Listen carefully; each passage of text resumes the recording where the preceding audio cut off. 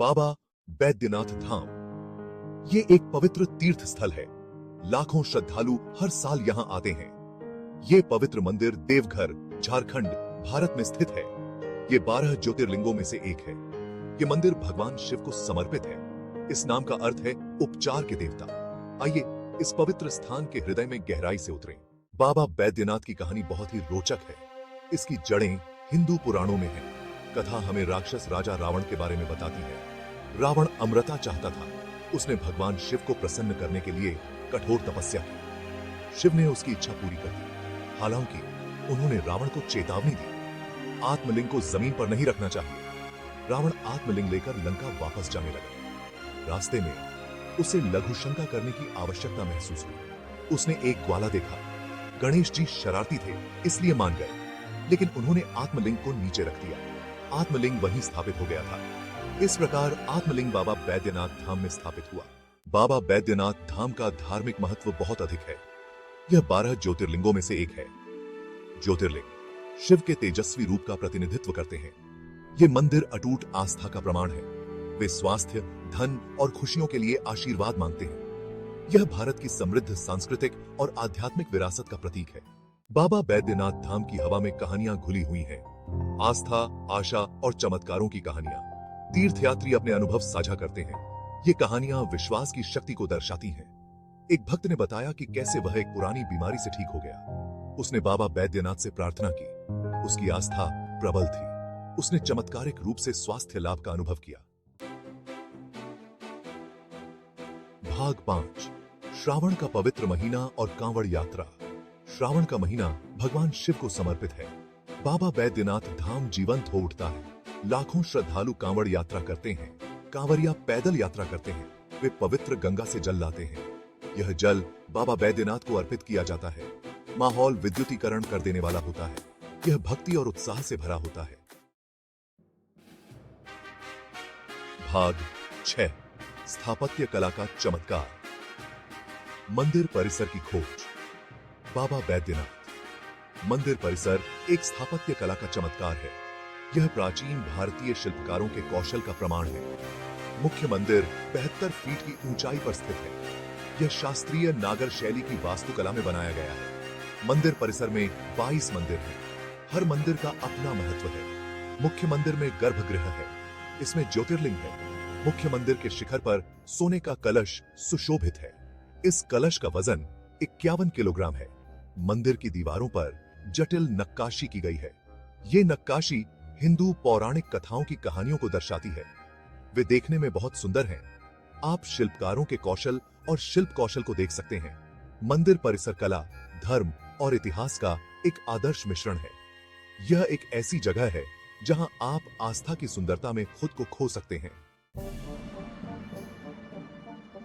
भाग 7, मंदिर की जटिल कला और नक्काशी। बाबा बैद्यनाथ मंदिर का हर इंच कलात्मक प्रतिभा की कहानी कहता है। नक्काशी हिंदू पौराणिक कथाओं के विभिन्न दृश्यों को दर्शाती है। आप भगवान शिव, देवी पार्वती और अन्य देवी देवताओं के जीवन की कहानियां देख सकते हैं। नक्काशी इतनी विस्तृत है कि वे जीवंत लगती है।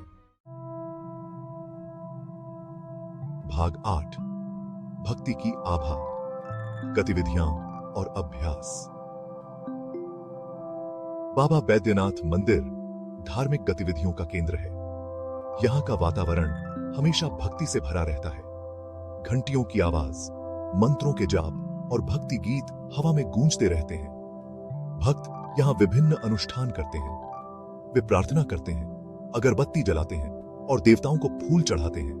पुजारी दिन भर आरती या प्रार्थना समारोह करते हैं। ये आरतियां देखने लायक होती हैं। इनके साथ घंटियां बजती हैं और मंत्रों का जाप होता है।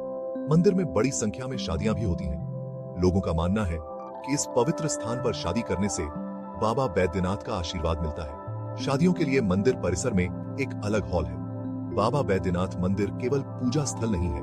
यह एक ऐसी जगह है जहां लोग अपनी आस्था का जश्न मनाने के लिए एक साथ आते हैं। यह एक ऐसी जगह है जहां आप ईश्वर की उपस्थिति को महसूस कर सकते हैं।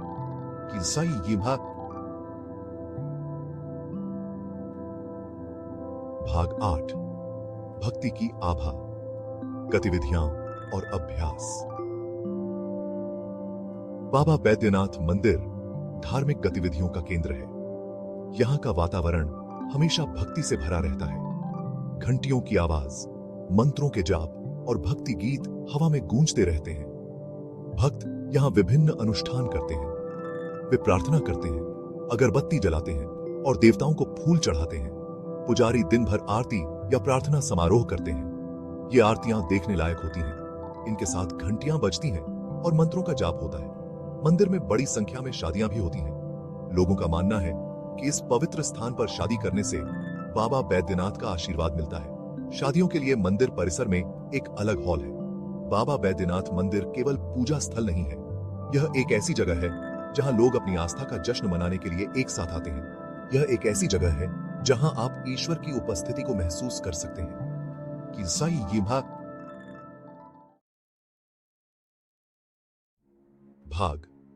9, बाबा बैद्यनाथ मंदिर की परिवर्तनकारी शक्ति। बाबा बैद्यनाथ धाम की यात्रा केवल एक तीर्थ यात्रा नहीं है, यह एक परिवर्तनकारी अनुभव है। लोग अपनी आशाओं, सपनों और आशंकाओं के साथ यहां आते हैं।